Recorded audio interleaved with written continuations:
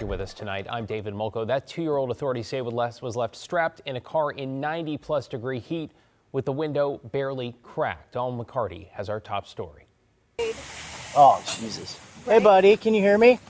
He moved a little bit once, but It's so long. he's fading. That's a toddler strapped into a car seat inside the parked car. Recording this video May 3rd on his body cam, a Clark County deputy. Hey, this kid is like asleep, super sweaty, windows barely cracked. I think I'm gonna bust this window. Time is of the essence on that sort of thing. Sergeant Matt Volker with the sheriff's office says the deputy also called in paramedics.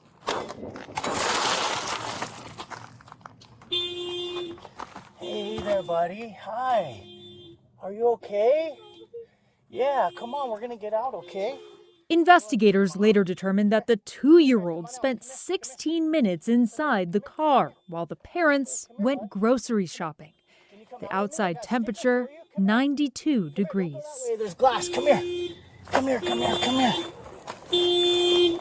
Let's get you in my car where it's cool. On a day like 90-degree weather, a vehicle out in the sun, even if that window's cracked, that heat will jump from 90 to almost 120 degrees is what the studies show. That's why the sheriff's office is sharing this video, a reminder to never leave a child, a pet, or a vulnerable person inside a car alone, not even for a few minutes.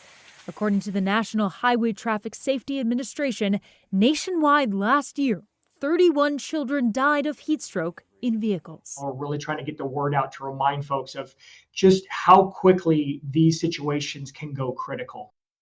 The sheriff's office says that it notified Child Protective Services, and both parents now face charges of reckless endangerment. Wow, that video. I'm just glad he is okay. In this case, witnesses spotted something was wrong and called 911. Alma, hindsight 2020, but some folks might be wondering if they could or should break the windows themselves and not wait. Well, David, what's interesting is Washington passed a law last year that grants civil immunity to people who save pets or children from hot cars. But you need to, 1, make sure the vehicle isn't unlocked, 2, call law enforcement first, and 3, have a reasonable belief that you need to get into the car to prevent harm.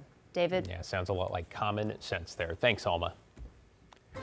To a live look over the Rose City on this Wednesday after a beautiful day that wasn't too warm, wasn't too cool, and saw plenty of sunshine. We go with just right. Let's check in with Matt after that gorgeous Goldilocks of a day. Matt, what are you watching tonight? You know what? It's a beautiful night, too. Temperatures have cooled off nicely. We're sitting at 63 degrees right now.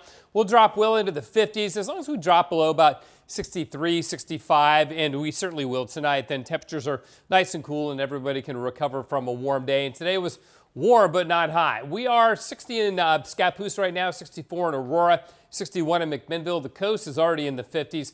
So again, a nice evening out there for sure. We are running, however, a couple degrees warmer than we were at this time last night. About 3 degrees warmer for Troutdale, Portland, and Scappoose. Roughly the same over at the Oregon coast. And the only area that's seeing significant cooling from 24 hours ago is eastern Oregon. And that makes sense because we had it yesterday. The cooler air mass has shifted on off to the east, so now they are getting the cool down. We see a warm up tomorrow. In fact, warmer Thursday and Friday, but cooler and pleasant for Father's Day weekend.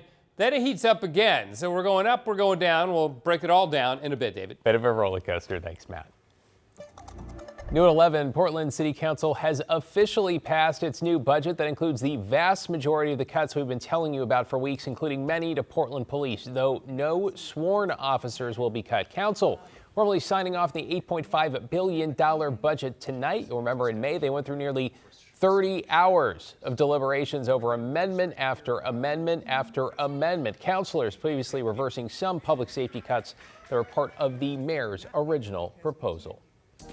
Meanwhile, a North Portland day center is set to close a year after it opened, though not because of budget cuts. When Multnomah County opened the drop-in center off North Lombard last summer, it quickly became a gathering place for homeless people looking for food, showers, and company, though it turned out to be too small, which impacted its neighbors.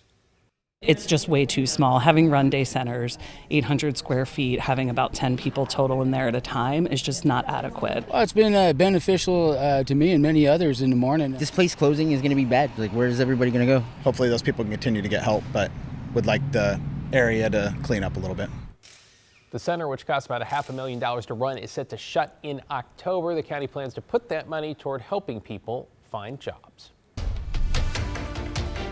To the Iran war now, with both President Trump and the Iranian president signing an initial deal that could lead toward peace. Though critics say as negotiations continue, there are no guarantees this will end well for the U.S. Catherine Cook breaks it down.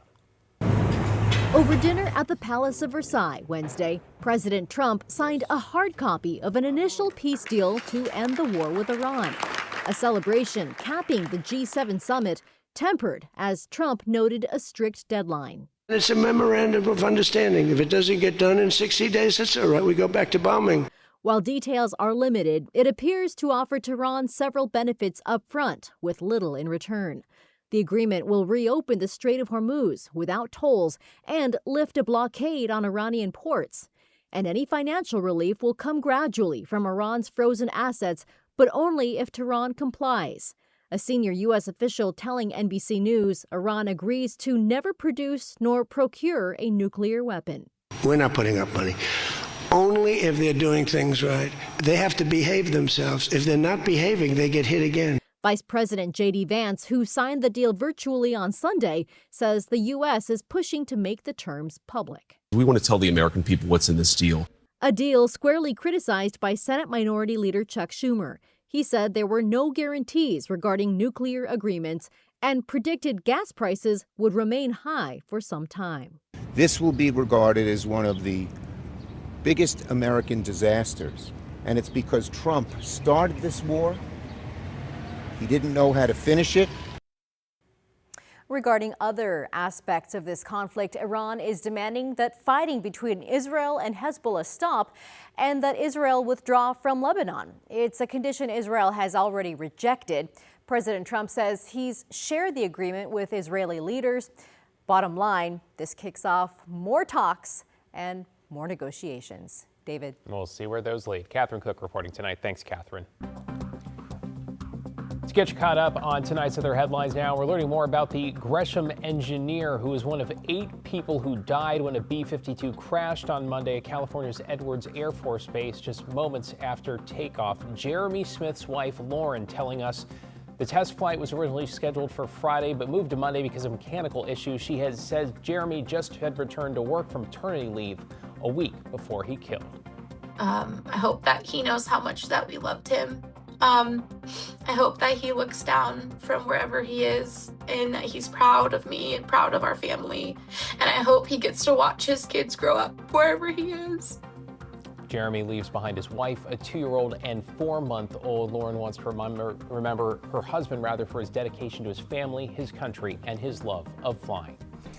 To Lincoln County, where police shot and killed a person this afternoon. Details are thin, with state police saying they were conducting a follow-up investigation with Newport police along the Siletz River Highway just before 4. We have not gotten a response to questions asking what this is in connection to. No one else was hurt. And 2 young men have been arrested and a 17-year-old cited after at least 3 street takeovers in Northeast Portland last night. Officers say they saw people doing donuts and other maneuvers at 3 different intersections. Those locations are on your screen. Both of the 21-year-olds were arrested on reckless driving and endangerment charges. The 17-year-old was cited and his car was towed. Developing this evening, OHSU is suing Oregon Public Broadcasting, OPB, apparently to keep internal records about the firing of its hospital CEO from going public. Let's explain. The university sued yesterday after the Multnomah County DA sided with OPB and ordered the records released. Tarek Soloway lasted less than 4 months before OHSU fired him in April over what the university calls professionalism and communication concerns. OHSU wants a judge to block the order, reportedly over sensitive health information. A statement, OPB's president saying the broadcaster, quote, will not be intimidated in its pursuit of information on behalf of the communities it serves. We'll keep you posted there. Meanwhile, Congresswoman Suzanne Bonamici says she plans to introduce a resolution to impeach Education Secretary Linda McMahon. She argues McMahon illegally transferred more than 100 education programs and several offices to other federal agencies without congressional approval. Bonamici says only Congress has the authority to dismantle the department. She says the changes threaten funding, research, and protections for public school students and students with disabilities.